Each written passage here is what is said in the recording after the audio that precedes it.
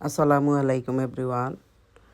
আজকে আমি বাজার থেকে এই শোল মাছের বা গোজার মাছের পোনাগুলা কিনে নিয়ে আসলাম। বাট এই পোনাগুলা একটু বড় বড়, আরও ছোটো হলে ভালো হতো। তো এইগুলা আজকে আমি বোনা করব। আর এই শোল মাছের পোনাগুলা শুধু বোনা খেতেই ভালো লাগে। লবণ দিয়ে ভালো করে ধুয়ে নেব। এই জন্য আমি রসুন অ্যান্ড পেঁয়াজ দিয়ে দিলাম আন্দাজ মতো লবণ,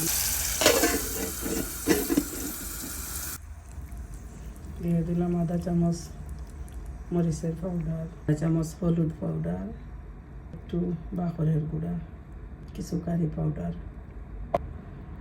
কাঁচামরিচ,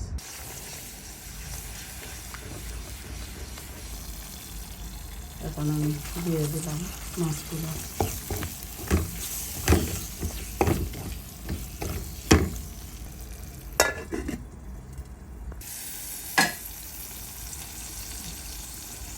একটু